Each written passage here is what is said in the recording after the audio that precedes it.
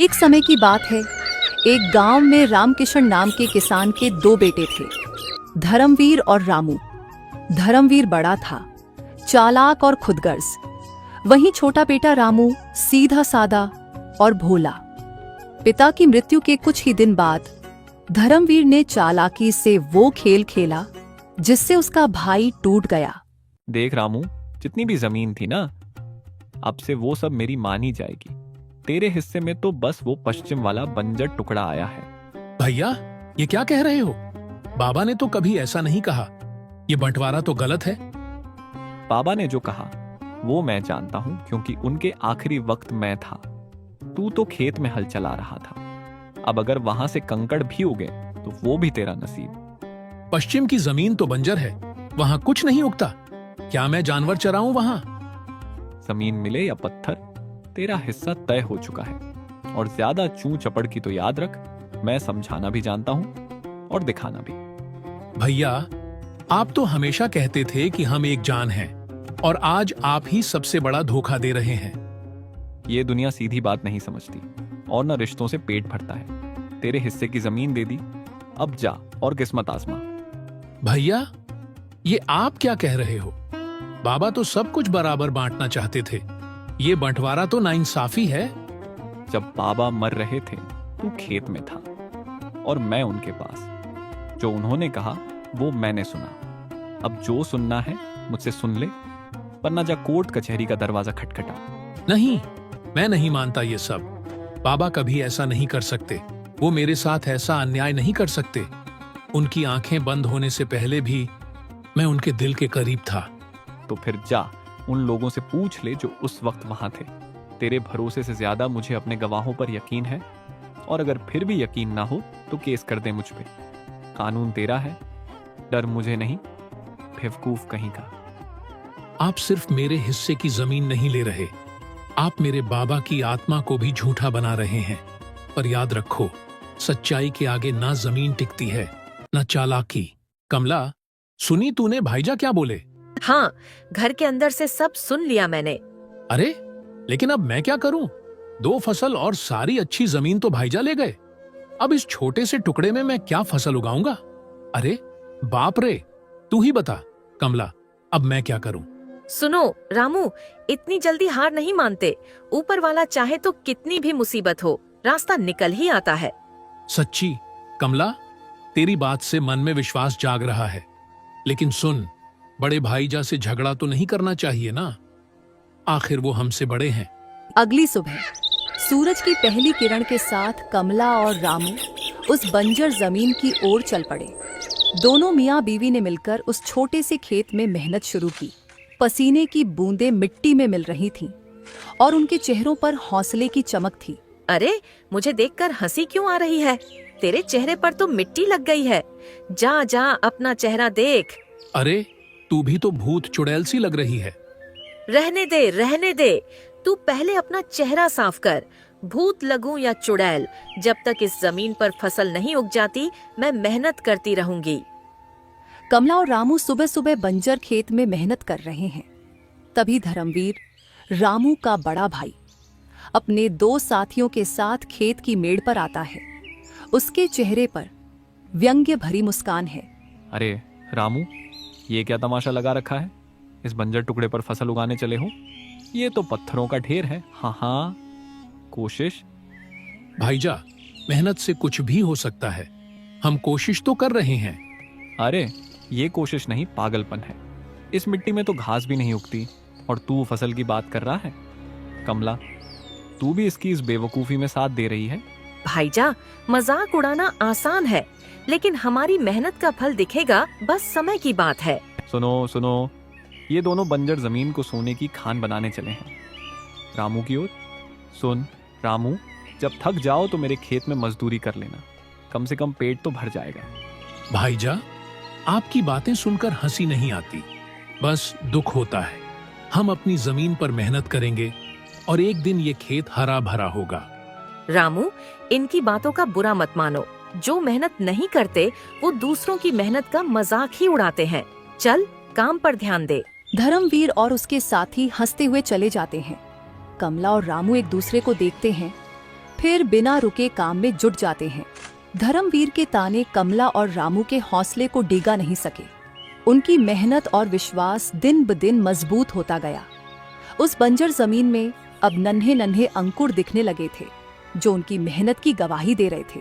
कमला, लगता है ये मिट्टी अब हमारी बात सुनने लगी है। हाँ रामू, मेहनत का फल मीठा होता है, बस थोड़ा और सब्र। दिन बीतते गए और कमला रामू की मेहनत रंग लाने लगी। उस बंजर जमीन में अब हल्की हल्की हरियाली झांकने लगी थी। दोनों का विश्वास और प्यार उस मिट्टी को जीवन दे रहा था। कुछ महीनों की कड़ी मेहनत के बाद पश्चिम वाली बंजर जमीन अब हरी भरी है। सुनहरी फसल हवा में लहरा रही है, मानो सोने की तरह चमक रही हो। धर्मवीर वह अपने 2 नौकरों बाबू और मंगल के साथ खेत की मेड़ पर खड़ा है। अरे ये मैं क्या देख रहा हूँ? जिस बंजर जमीन पर कभी घास तक नहीं उगी, वहाँ ये सुनहरी फसल कहाँ से आ गई? हाँ भैया जी, देखा ना, आपके छोटे भाई और भाभी ने कमाल कर दिया। कमाल? अरे ये कैसे मुमकिन है? इस पथरीली जमीन पर फसल? नहीं नहीं, ऐसा नहीं हो सकता। भैया जी, रामू भैया और कमला भाभी ने दिन रात मेहनत की है। अपने हाथों से बीज बोए, पानी डाला, मिट्टी को तैयार किया। हाँ भैया जी, दोनों बहुत मेहनती हैं। सुबह से शाम तक खेत में डटे रहते हैं। और तुम लोग? मैं तुम्हें जेब भर भर के पैसे देता हूँ और तुम मेरे खेतों में मजे लूटते हो। कुछ दिन मैं यहाँ नहीं आया तो तुम्हारी इतनी हिम्मत हो गई? अरे भैया जी, हम तो... चुप! बाबू, मंगल, मेरी आंखों के सामने से हटो। भागो यहाँ से, निकलो। बाबू और मंगल डरते हुए चले जाते हैं। धर्मवीर अकेला खड़ा रहता है, फसल को देखता है। उसका चेहरा जलन और आश्चर्य से भरा है। सबको बाहर निकाल दूंगा। ये मजदूर मेरे पास मजे करने आए हैं क्या? जेब भर भर के पैसे लेते हैं और काम के नाम पर ठेंगा दिखाते हैं।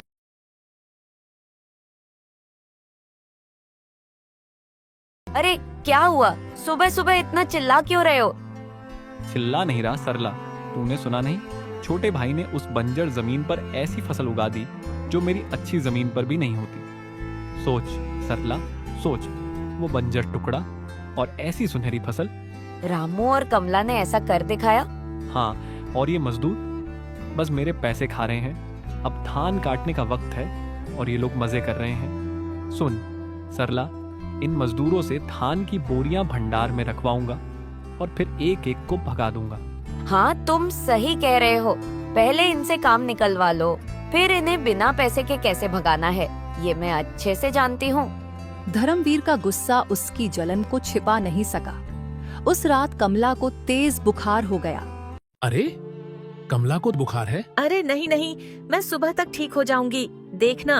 और तुम्हें ऐसे अकेले थोड़ी ना छोड़ दूंगी जी। अगले दिन सुबह रामू कमला के पास आता है। अरे कमला को तो अभी भी बुखार है। कमला, अरे ओ कमला, सुनो, मैं खेत जा रहा हूँ। मैं भी साथ चलती हूँ जी। अरे पागल हो गई हो क्या? इतनी तेज बुखार में तुम कैसे चलोगी? तुम आराम करो, मैं हूं ना। मैं सांझ से पहले ही सारी फसल काट कर ले आऊंगा। ठीक है जी, पर देख के जाना। अरे तुम्हें डरने की जरूरत नहीं, मैं बहादुर हूँ। ऐसा कहकर रामू फसल काटने निकल पड़ता है।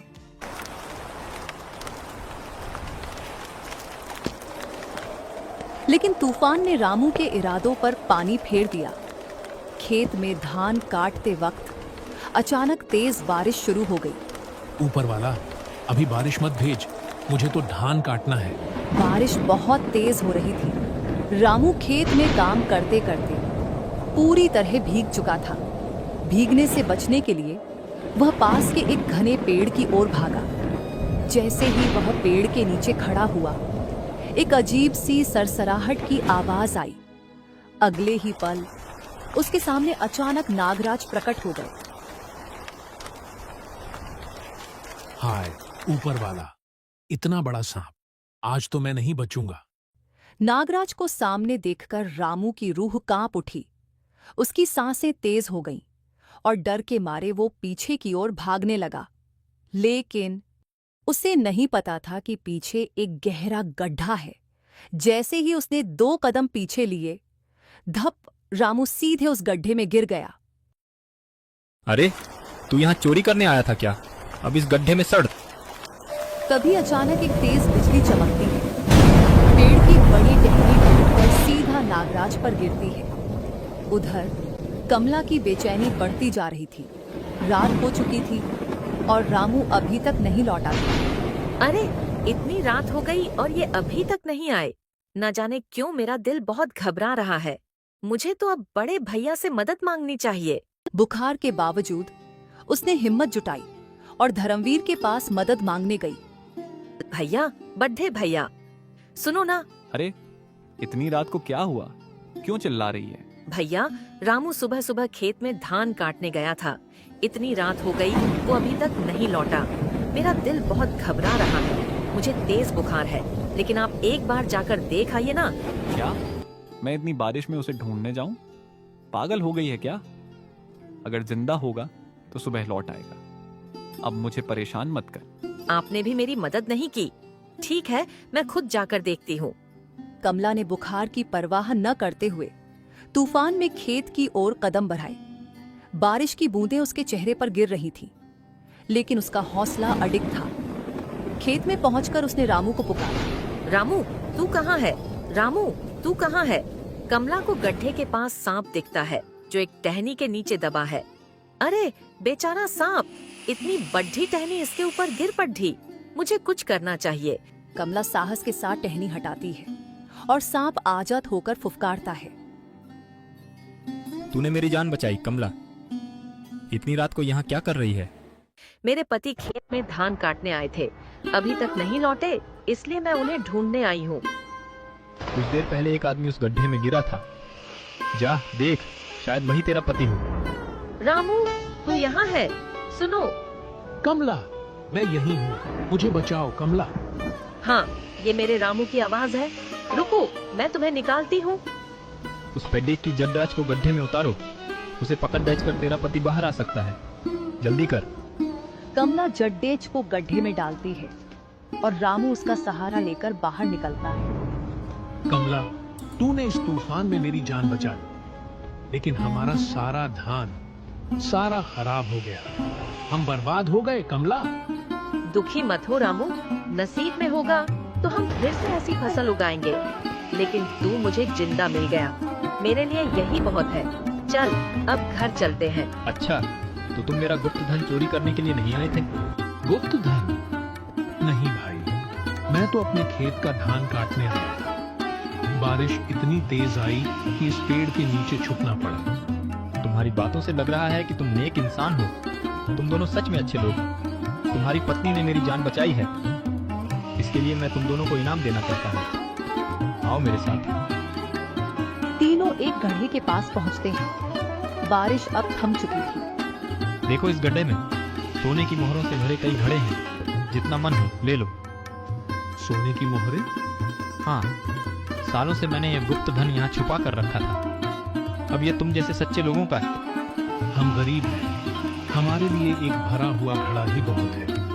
अगर चाहो तो 2-4 और भी ले सकते हो। तुम्हारी सच्चाई से मैं बहुत खुश हूँ। जाओ, खुश रहो, सुखी रहो। नहीं नागराज, ज्यादा दौलत मिल जाए तो आदमी बिगड़ जाता है। हमें हमारी जरूरत भर ही चाहिए। दोनों उस गड्ढे को लेकर अपने घर की ओर चल पड़ते हैं। छोटा भाई कहाँ चला गया? इतनी रात हो गई, अभी तक लौटा नहीं। मर तो नहीं गए दोनों? अगर मर गए तो सारा फायदा मेरा होगा।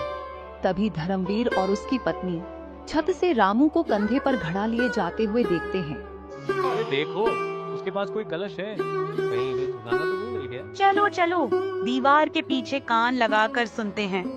घर के अंदर अब इस सोने से भरे घड़े को कहाँ छुपाए? आज रात इसे बिस्तर के नीचे रख देते हैं। सुबह होते ही किसी सुरक्षित जगह पर रख देंगे। उन्हें तो मोहर मिल गई है, अब ये बहुत अमीर बन जाएंगे। लेकिन मैं इन्हें अमीर नहीं बनने दूंगा। अरे ये क्या है? इस घड़े में क्या है? ये तो सोने की मोहरें हैं। कहाँ से मिला? भगवान ने दिया है। ये सब मैं नहीं मानता। अगर तुमने सच सच नहीं बताया तो पुलिस को बुला लाऊंगा। फिर रामू डर के मारे जो कुछ खेत में हुआ था सब कुछ बता देता है।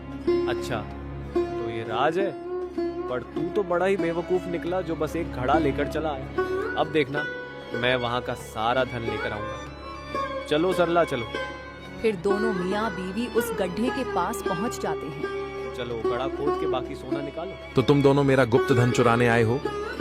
दफा हो जाओ मेरे सामने से, वरना अभी के अभी टुकड़े टुकड़े कर दूंगा। तू मुझे मार डालेगा? अब देख मैं तेरा क्या हाल करता हूँ।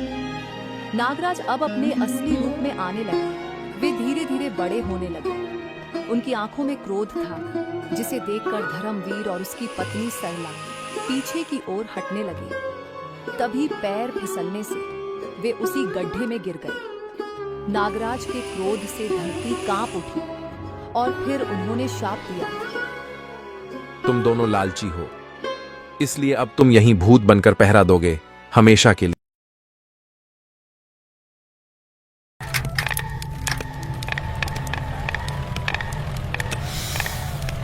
एक समय की बात है, एक छोटे से गांव में रामलाल और उसकी पत्नी गायत्री रहते थे। गांव में भीषण गर्मी का कहर था, चारों तरफ सूखा पड़ा था और पानी की एक एक बूंद के लिए लोग तरस रहे थे। पानी की कमी के कारण उनकी फसल को भी सही समय पर पानी नहीं मिल पा रहा था, जिससे उनकी फसल धीरे धीरे सूखकर खराब होती जा रही थी और उनकी चिंता दिन ब दिन बढ़ती जा रही थी। सुनिए जी, ऐसे कब तक चलता रहेगा?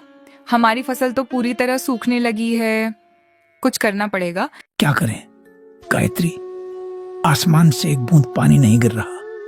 अब हमारे बस में भी क्या है। एक बात कहूँ, आप बुरा मत मानिएगा, क्यों ना आप श्याम के खेत वाले कुएं से थोड़ा पानी ले आए, उसी से अपने खेत में डाल देंगे तो शायद फसल बच जाए। अरे ये क्या कह रही हो तुम? श्याम हमें पानी क्यों देगा? वो तो पहले ही अपने पानी को लेकर बड़ा सख्त है। आप एक बार जाकर बात तो कीजिए, शायद मान जाए। आखिर गांव के ही तो हैं हम सब। मुसीबत में एक दूसरे के काम नहीं आएंगे तो कौन आएगा? नहीं गायत्री, मुझे नहीं लगता वो मानेगा। बेकार में अपमान ही होगा। आप कोशिश तो कीजिए। अगर हम कोशिश ही नहीं करेंगे तो हमारी फसल कैसे बचेगी? देखिए ना, हर दिन हालत और खराब हो रही है। मेरे लिए नहीं, अपनी मेहनत के लिए सोचिए। पूरे साल की कमाई इसी फसल पर टिकी है। हाँ, ये तो तुम सही कह रही हो, लेकिन ठीक है, तुम कह रही हो तो मैं जाकर बात कर लेता हूं। लेकिन अगर उसने मना कर दिया तो फिर कुछ और सोचेंगे। हाँ, बस आप एक बार कोशिश कर लीजिए, भगवान सब ठीक करेगा। ठीक है, मैं अभी श्याम के खेत की तरफ जाता हूं, देखता हूं क्या हो सकता है। रामलाल श्याम के पास जाता है।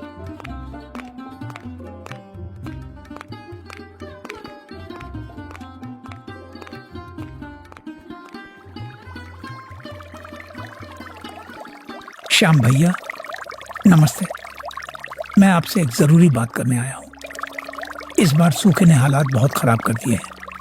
मेरी फसल पूरी तरह सूखने की कगार पर है। अगर आप अपने कुएं से थोड़ा सा पानी दे देते तो शायद मेरी फसल बच जाती। मैं आपका एहसान कभी नहीं भूलूंगा। रामलाल नमस्ते, लेकिन मैं तुम्हारी कोई मदद नहीं कर सकता। तुम्हें पता है मेरा पानी भी बहुत सीमित है। अगर मैं सबको देने लगूंगा तो मेरा खुद का खेत सूख जाएगा। भैया हाथ जोड़कर विनती है, थोड़ा सा पानी दे दीजिए, नहीं तो सब बर्बाद हो जाएगा। नहीं रामलाल, मैंने एक बार कह दिया ना, मैं पानी नहीं दे सकता, चाहे तुम जितनी भी विनती कर लो। भैया मैं बस थोड़ा सा ही पानी मांग रहा हूँ, जितने में मेरी फसल बच जाए। आप चाहें तो बाद में मैं आपका पूरा हिसाब चुका दूंगा। भैया दया कीजिए, मेरी साल भर की मेहनत बर्बाद हो जाएगी। मेरे घर का गुजारा भी इसी फसल पर टिका है। हर किसी को अपनी अपनी परेशानी खुद ही संभालनी पड़ती है। तुम भी कोई और उपाय सोचो, मुझसे पानी की उम्मीद मत रखो। रामलाल लौटकर अपने खेत में आ जाता है और अपनी पत्नी को पूरी घटना विस्तार से बताता है।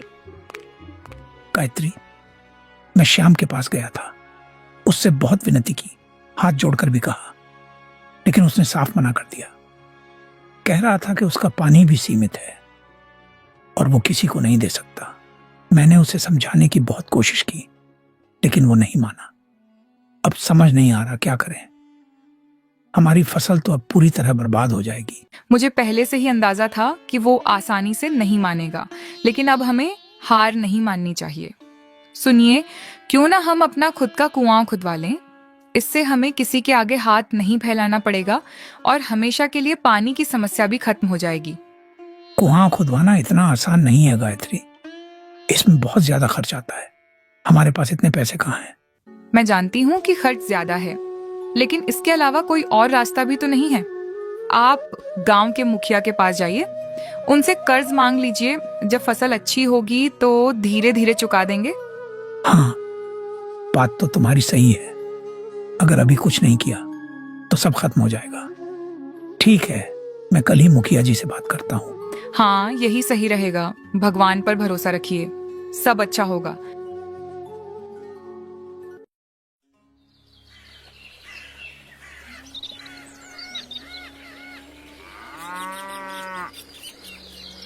रामलाल मुखिया के पास जाता है।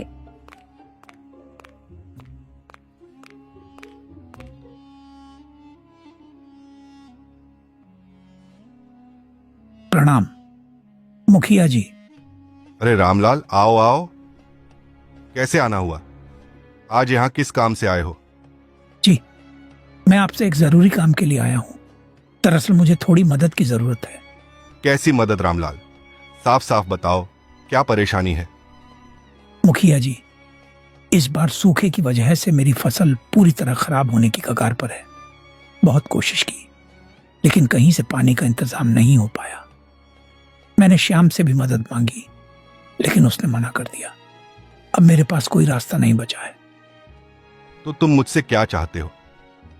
मुखिया जी, मैं आपसे कुछ पैसे उधार मांगने आया हूं, ताकि अपने खेत में कुआं खुदवा सकूं और अपनी फसल बचा सकूं। मैं वादा करता हूं, जैसे ही फसल ठीक होगी मैं आपका सारा कर्ज धीरे धीरे चुका दूंगा। ठीक है रामलाल, तुम्हारी परेशानी मैं समझ सकता हूँ। तुम मेहनती आदमी हो और सच बोल रहे हो। मैं तुम्हें पैसे देने के लिए तैयार हूं, लेकिन ध्यान रखना, समय पर कर्ज चुकाना होगा। जी मुखिया जी, आपका बहुत बहुत धन्यवाद। मैं आपका यह एहसान कभी नहीं भूलूंगा और समय पर आपका सारा पैसा चुका दूंगा। रामलाल मुखिया से कर्ज लेकर घर लौट आता है। उसके मन में अब एक ही लक्ष्य होता है, अपने खेत में पानी की व्यवस्था करना। अगले ही दिन सुबह सुबह वह मजदूरों को बुलाकर अपने खेत में कुआं खुदवाने का काम शुरू करवा देता है। दिन रात मेहनत चलती रहती है। खुदाई के दौरान कई मुश्किलें भी आती हैं, लेकिन रामलाल हिम्मत नहीं हारता। लगभग 3 से 4 दिनों की लगातार मेहनत के बाद आखिरकार कुआं पूरी तरह तैयार हो जाता है। उस दिन शाम तक कुआं खुदकर तैयार खड़ा था, मानो रामलाल की मेहनत का फल सामने हो। अपने खेत में बना हुआ कुआं देखकर रामलाल और गायत्री की आंखों में खुशी झलक उठती है। दोनों को अब उम्मीद बंध जाती है कि उनके खेतों में हरियाली जरूर लौटेगी और उनकी जिंदगी फिर से संवर जाएगी। देखिए जी, आखिरकार हमारा कुआं बन ही गया। कितनी मेहनत की आपने। आज सच में दिल खुश हो गया। अब हमें किसी के सामने हाथ नहीं फैलाना पड़ेगा। अपने ही खेत में पानी होगा, हमारी फसल भी बच जाएगी। मुझे पूरा भरोसा है, अब हमारे दिन बदलने वाले हैं। हाँ गायत्री, ये सब तुम्हारी समझदारी की वजह से ही हुआ है। अगर तुम मुझे हिम्मत न देती तो शायद मैं कभी ये कदम नहीं उठा पाता। आज इस कुएं को देखकर लग रहा है कि हमारी मेहनत सफल हो गई। अब हमारी फसल जरूर लहलहाएगी और हमारी जिंदगी फिर से पटरी पर आ जाएगी। बस अब भगवान से यही दुआ है कि ये कुआं हमेशा भरा रहे और हमारे खेतों में हमेशा हरियाली बनी रहे। हाँ, अब चलो घर चलते हैं। कल से नई शुरुआत करेंगे, अपने खेत को फिर से हरा भरा बनाएंगे। रामलाल और गायत्री खुशी खुशी अपने घर लौट आते हैं। दोनों के चेहरे पर सुकून था, क्योंकि अब उन्हें पानी की कोई चिंता नहीं रह गई थी। दिन भर की मेहनत के बाद वे चैन की नींद सो जाते हैं। लेकिन अगली सुबह दोनों जल्दी उठकर उत्साह के साथ अपने खेत की ओर निकलते हैं। मन में नए सपने और उम्मीदें लिए जब वे खेत पर पहुंचते हैं तो वहां का नजारा देखकर दंग रह जाते हैं। उनकी आंखें अविश्वास से फैल जाती हैं। जहां कल तक पानी से भरा हुआ कुआं था, वहां अब सिर्फ सूखी मिट्टी पड़ी थी। कुएं का नामो निशान तक नहीं था। यह सब देखकर रामलाल और गायत्री के होश उड़ जाते हैं। उनकी खुशी पल भर में डर और चिंता में बदल जाती है। दोनों समझ ही नहीं पाते कि आखिर रातों रात ऐसा कैसे हो गया। ये कैसे हो गया? कल तक तो यहाँ हमारा कुआं था, पानी से भरा हुआ। ये सब अचानक गायब कैसे हो सकता है? मुझे तो यकीन ही नहीं हो रहा। कहीं हम सपना तो नहीं देख रहे थे? नहीं गायत्री, ये सपना नहीं है, ये हकीकत है। लेकिन ये समझ नहीं आ रहा कि रातों रात ऐसा कैसे हो गया। इतना बड़ा कुआं, वो भी पूरी तरह गायब। ये कोई सामान्य बात नहीं है। अब हम क्या करेंगे? बड़ी मुश्किल से तो हमने ये कुआं खुदवाया था, सब कुछ खत्म हो गया, फिर से वही परेशानी। हिम्मत रखो गायत्री, घबराने से कुछ नहीं होगा। हमें पता लगाना होगा कि आखिर ये हुआ कैसे, तभी हम इसका कोई हल निकाल पाएंगे। रामलाल और गायत्री दोनों हताश होकर खेत में ही जमीन पर बैठ जाते हैं। उनके चेहरे पर गहरी चिंता साफ दिखाई दे रही थी। कुछ देर तक दोनों बिना कुछ बोले चुपचाप बैठे रहते हैं, मानो समझ ही नहीं पा रहे हों कि आखिर यह सब हुआ कैसे। चारों तरफ सन्नाटा पसरा होता है और वे गहरी सोच में डूबे रहते हैं। तभी अचानक गायत्री रामलाल की ओर देखते हुए धीमे और कांपते स्वर में कहती है, सुनिए, ये ऐसे ही नहीं हो सकता। कहीं हमारा कुआं चोरी तो नहीं हो गया? आप राजा के पास जाकर शिकायत कीजिए। कुआं चोरी? ये कैसी बात कर रही हो? लोग हमारा मजाक उड़ाएंगे। फिर भी आप एक बार जाकर बात कीजिए, शायद कोई हल मिल जाए। ठीक है, तुम कह रही हो तो मैं राजा के पास जाता हूँ। गायत्री के बार बार जिद करने पर रामलाल अंततः महाराज की राजसभा में पहुंच जाता है और हाथ जोड़कर उनसे अपनी परेशानी बताते हुए मदद की गुहार लगाता है।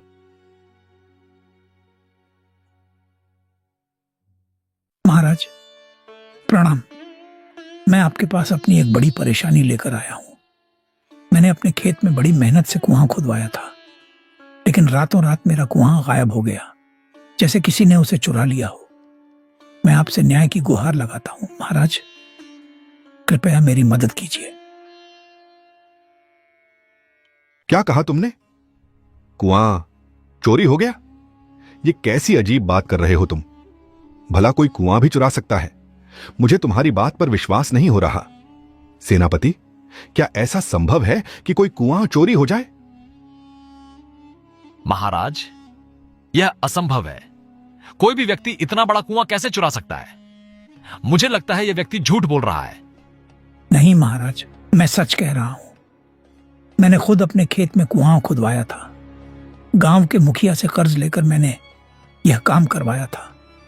अगर आपको विश्वास नहीं है तो आप मुखिया से पूछ सकते हैं। सेनापति, तुरंत गांव के मुखिया को दरबार में पेश किया जाए। हम सच्चाई जानना चाहते हैं। जी महाराज, जैसा आदेश। मैं अभी मुखिया को लेकर आता हूं। रामलाल की बात सुनते ही महाराज गंभीर हो जाते हैं। वे तुरंत सेनापति को आदेश देते हैं और मुखिया को बिना देर किए राजसभा में बुलवाया जाता है।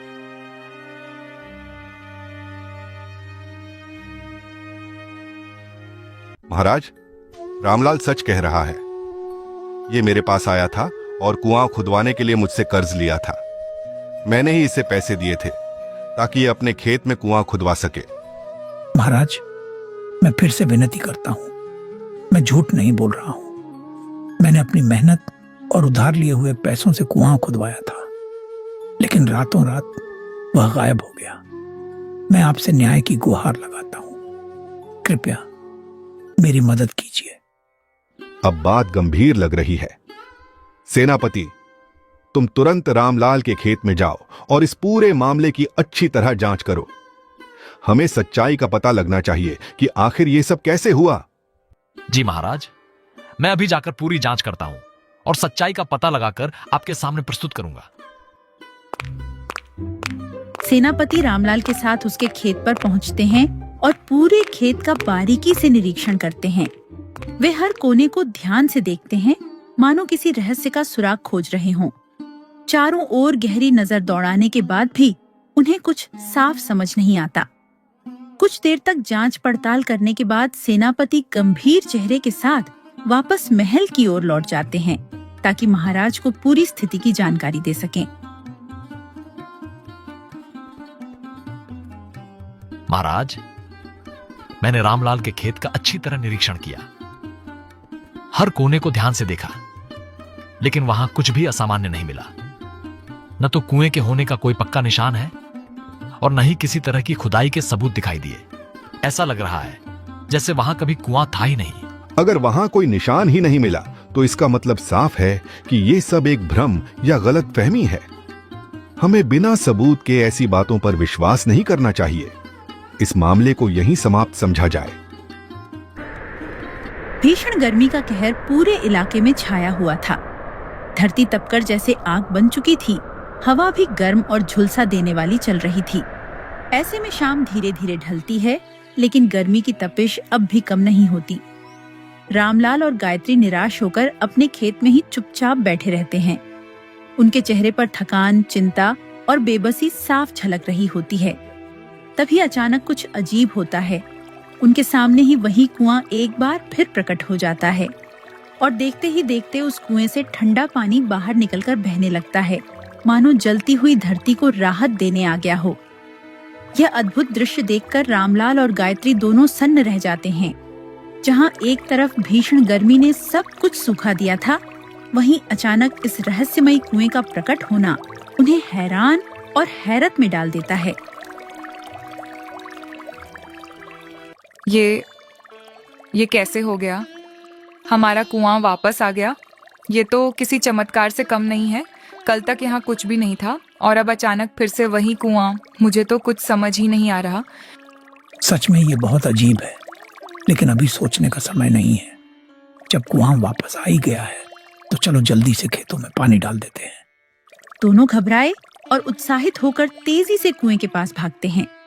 रामलाल तुरंत एक मटका उठाता है, उसे रस्सी से मजबूती से बांधता है और कुएं के अंदर डाल देता है। गायत्री उम्मीद भरी नजरों से कुएं की ओर देखती रहती है। कुछ ही पलों बाद रामलाल रस्सी को खींचकर मटके को बाहर निकालता है, लेकिन जैसे ही मटका ऊपर आता है, दोनों के चेहरे उतर जाते हैं। मटके में एक बूंद भी पानी नहीं होता। यह देखकर दोनों और भी हैरान और परेशान हो जाते हैं। जो कुआं बाहर से पानी उफनता हुआ दिख रहा था, उसके अंदर से एक बूंद पानी तक नहीं निकल पा रहा था। यह रहस्य अब और भी गहरा हो चुका था। ये क्या हो रहा है? बाहर से तो कुआं पानी से भरा हुआ दिख रहा था, लेकिन अंदर से एक बूंद भी नहीं निकल रही। ये कैसे मुमकिन है? ये जरूर कोई रहस्य है। कुछ तो गड़बड़ है। अब गायत्री खुद आगे बढ़ती है। वह कुएं के पास जाती है, मटके को फिर से रस्सी से बांधकर अंदर डालती है और पूरी उम्मीद के साथ पानी निकालने की कोशिश करती है। उसकी आंखों में एक आखिरी उम्मीद झलक रही होती है, लेकिन जब वह मटका ऊपर खींचती है तो इस बार भी वही नतीजा सामने आता है। मटका पूरी तरह खाली होता है। यह देखकर दोनों के चेहरे पर चिंता और डर और भी गहरा हो जाता है। मुझे तो अब बहुत डर लग रहा है। ये सब बिल्कुल ठीक नहीं है। इस कुएं में जरूर कुछ गड़बड़ है। हमें यहाँ से दूर ही रहना चाहिए। जितना जल्दी हो सके इस जगह से निकल चलते हैं। हाँ, तुम सही कह रही हो। ये सब सामान्य नहीं है। चलो अभी के लिए घर चलते हैं, बाद में सोचेंगे क्या करना है। फिर दोनों पति पत्नी उदास मन से अपने घर लौट आते हैं। पूरी रात वे इसी अजीब घटना के बारे में सोचते रहते हैं, लेकिन उन्हें कुछ समझ नहीं आता।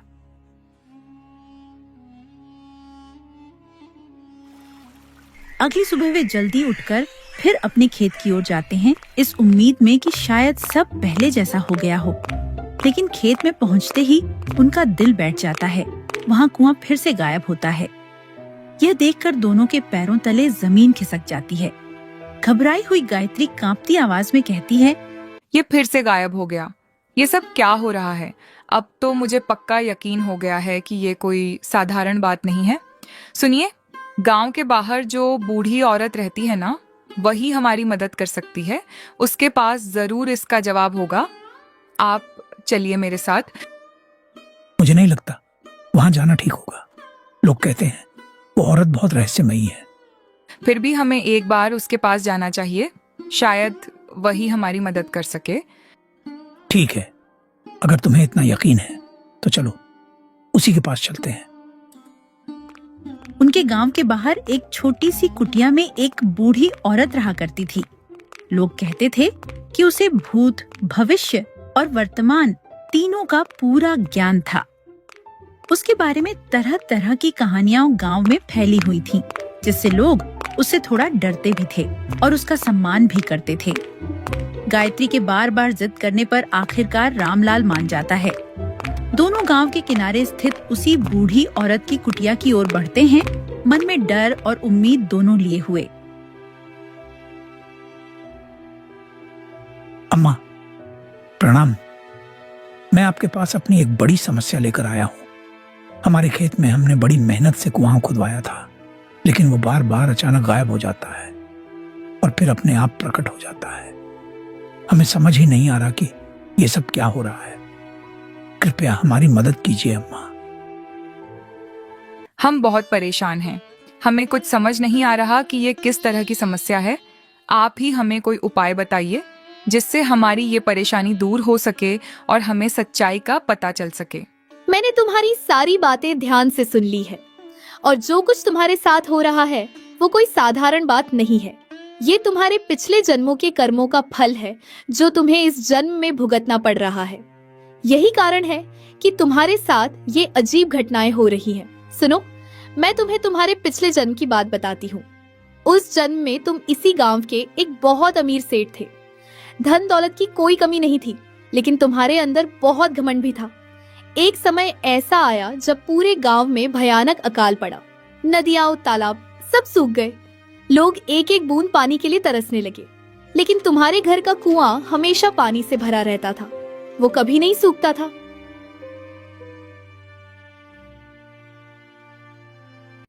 सेठ जी, दया कीजिए, मैं बहुत दूर से आई हूँ। घर में एक बूंद पानी नहीं है। ये 2 घड़े लाई हूँ। थोड़ा सा पानी दे दीजिए, भगवान आपका भला करेगा। मैं हाथ जोड़कर विनती करती हूँ, मुझे पानी दे दीजिए।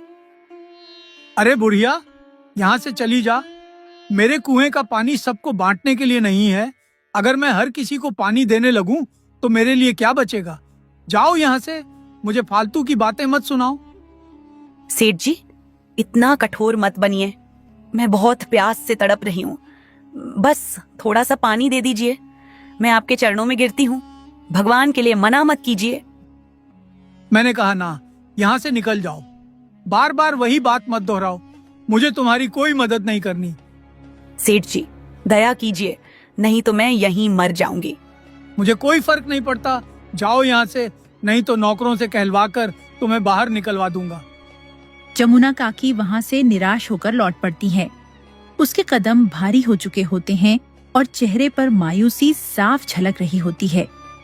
रास्ते में अचानक उसकी मुलाकात सरिता से होती है, जो उसे ध्यान से देखती है। सरिता की नजर जैसे ही उसके हाथ में पकड़े खाली मटके पर पड़ती है, वह हैरानी से पूछ बैठती है, अरे काकी, ये क्या हाल बना रखा है आपने? और ये मटके भी खाली हैं? क्या उस लालची सेठ ने आपको थोड़ा सा भी पानी नहीं दिया? क्या बताऊं बेटी, मैंने उससे बहुत विनती की, हाथ जोड़े, पैर पड़े, लेकिन उसका दिल नहीं पसीजा। उसने मुझे वहां से भगा दिया। सच कहती हूँ, ऐसा कठोर इंसान मैंने कभी नहीं देखा। अब इस गांव में रहना भी मुश्किल हो गया है। ये आदमी कितना निर्दयी है, ऐसे वक्त में भी लोगों की मदद नहीं करता। हाँ काकी, आप ठीक कह रही हैं। जब ऐसे लोग मदद नहीं करेंगे तो यहाँ जीना ही बेकार है। मुझे लगता है हमें ये गांव छोड़ देना चाहिए। कहीं और जाकर अपना गुजारा करना पड़ेगा। सही कह रही हो बेटी, अब यहाँ रहने का कोई मतलब नहीं। चलो हम दोनों ये गांव छोड़ देते हैं, शायद कहीं और हमें थोड़ा सहारा मिल जाए। इसी तरह कुछ दिनों बाद गांव के और लोग भी उस लालची सेठ के पास पानी मांगने आते हैं, लेकिन सेठ किसी को भी पानी देने से साफ मना कर देता है। उसकी कठोरता और लालच देखकर सभी गांव वाले बेहद निराश हो जाते हैं।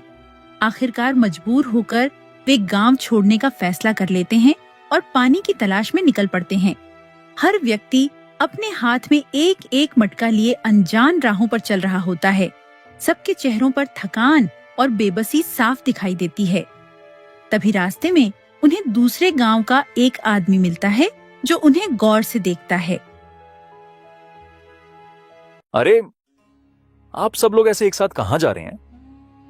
सबके हाथ में मटके हैं और चेहरे पर इतनी परेशानी क्यों है? बेटा, क्या आप बताएं, हमारे गांव में भयानक सूखा पड़ा है। पानी की एक बूंद भी नहीं बची। हम सब उस सेठ के पास गए थे जिसके कुएं में हमेशा पानी रहता है, लेकिन उसने किसी को एक बूंद पानी भी नहीं दिया। उसकी लालच और कठोरता ने हमें मजबूर कर दिया कि हम गांव छोड़ दें। अब हम सब पानी की तलाश में भटक रहे हैं। आप लोग चिंता मत कीजिए, आप सब मेरे साथ चलिए। हमारे गांव में एक नदी है जिसका पानी कभी नहीं सूखता। वहां आप सब आराम से पानी पी सकते हैं, और अगर आप चाहें तो मेरे गांव में ही रह सकते हैं। मेरा बड़ा खेत है, मैं आप सबको काम पर लगा दूंगा ताकि आप सबका गुजारा अच्छे से हो सके। सभी गांव वाले धनराज के पीछे पीछे चलने लगते हैं। कुछ दूर आगे बढ़ने के बाद अचानक उन्हें एक बड़ी सी नदी दिखाई देती है। नदी को देखते ही सबकी आंखों में चमक आ जाती है और वे दौड़ते हुए उसके पास पहुंचते हैं। कई दिनों की प्यास से व्याकुल लोग जैसे ही पानी पीते हैं, उनकी जान में जान आ जाती है और वे तृप्त होकर राहत की सांस लेते हैं। सभी गांव वाले कृतज्ञता से धनराज का धन्यवाद करते हैं। बेटा धनराज, तुम तो हमारे लिए भगवान बनकर आए हो। कई दिनों से प्यासे थे हम, आज जी भरकर पानी पिया है। तुम्हारा ये उपकार जिंदगी भर याद रहेगा। भगवान तुम्हें हमेशा खुश रखे। धनराज जी, आपने हमारी जान बचा ली। अगर आप हमें यहाँ नहीं लाते तो पता नहीं हमारा क्या होता। आपका ये एहसान हम कभी नहीं भूलेंगे। आपने हमें नई उम्मीद दी है। आप लोग धन्यवाद मत कहिए। इंसान होने के नाते एक दूसरे की मदद करना कि हमारा कर्तव्य है। अब आप सब चिंता छोड़ दीजिए। यहां आप सब सुरक्षित हैं और आराम से अपना जीवन फिर से शुरू कर सकते हैं। धनराज अपने गांव का एक अमीर लेकिन उतना ही नेक और सज्जन व्यक्ति था। वह उन सभी गांव वालों को अपने साथ अपने गांव ले जाता है और हर किसी को उसकी योग्यता के अनुसार कोई न कोई काम दे देता है ताकि वे सम्मान के साथ अपना गुजारा कर सकें और नई शुरुआत कर सकें। अम्मा, अब हमें अपनी गलती समझ में आ गई है। हमसे बहुत बड़ा पाप हुआ था, लेकिन अब हम क्या करें? इस मुसीबत से कैसे बाहर निकलें? कृपया हमें कोई रास्ता बताइए। अम्मा, हमसे जो भी गलती हुई है हम उसके लिए क्षमा चाहते हैं। अब हम वैसा कभी नहीं करेंगे। बस आप हमें कोई उपाय बताइए जिससे हमारी ये परेशानी दूर हो सके। तुम दोनों ध्यान से सुनो, ये सब यूं ही नहीं हो रहा। तुम्हें उन प्यासे गांव वालों का श्राप लगा है जिनकी तुमने पिछले जन्म में मदद नहीं की थी। उसी श्राप के कारण तुम्हारा कुआं तुम्हारे सामने होकर भी तुम्हारे किसी काम का नहीं बन पाता। यही वजह है कि कभी वह दिखाई देता है और कभी गायब हो जाता है। यही तुम्हारे कर्मों का फल है। लेकिन इसका एक उपाय भी है। तुम्हारे राज्य के जो राजा हैं, जो न्यायप्रिय और धर्म के मार्ग पर चलने वाले हैं, अगर उनके हाथों से उस कुएं का पानी निकाला जाएगा तो तुम्हारे पाप धुल सकते हैं और तुम्हें इस श्राप से मुक्ति मिल सकती है। गायत्री और रामलाल बूढ़ी औरत की सारी बातें ध्यान से सुनने के बाद सीधे राजमहल की ओर निकल पड़ते हैं। उनके मन में अब इस रहस्य को सुलझाने की उम्मीद जाग चुकी होती है। राजमहल पहुंचकर रामलाल महाराज के सामने हाथ जोड़कर पूरी घटना विस्तार से सुनाता है और उनसे मदद की गुहार लगाता है। महाराज प्रणाम। मैं एक बार फिर आपकी शरण में आया हूँ। मैंने एक बूढ़ी अम्मा से अपनी समस्या के बारे में पूछा। उन्होंने बताया कि ये सब हमारे पिछले जन्म के कर्मों का फल है और इसका एक ही उपाय है। अगर आपके हाथों से हमारे कुएं का पानी निकाला जाएगा तो यह श्राप खत्म हो सकता है। महाराज, मैं आपसे विनती करता हूँ, कृपया हमारी मदद कीजिए। महाराज, मुझे यह सब एक कहानी जैसा लग रहा है। बिना किसी पक्के सबूत के इस तरह की बातों पर विश्वास करना उचित नहीं है। यह संभव नहीं लगता कि किसी के हाथ से पानी निकालने से कोई श्राप खत्म हो जाए। सेनापति, कभी कभी ऐसी बातें भी सच होती हैं जो समझ से परे होती हैं।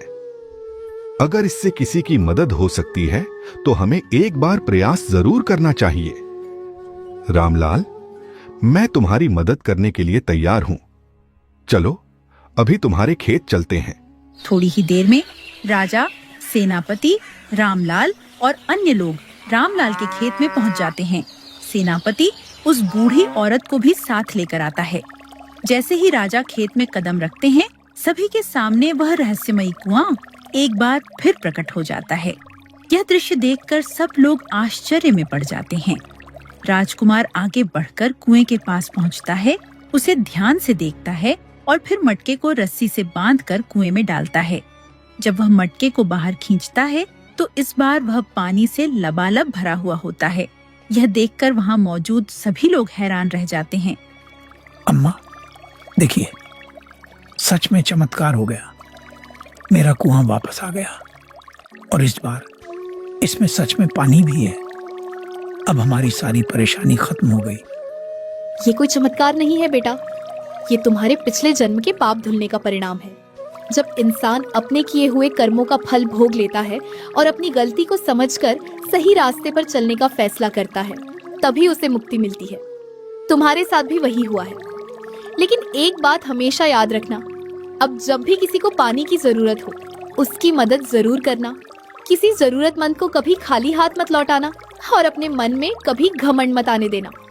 इंसान की सबसे बड़ी पहचान उसका अच्छा व्यवहार और दया होती है। अगर तुमने इसे याद रखा तो तुम्हारी जिंदगी हमेशा सुखी और शांत रहेगी।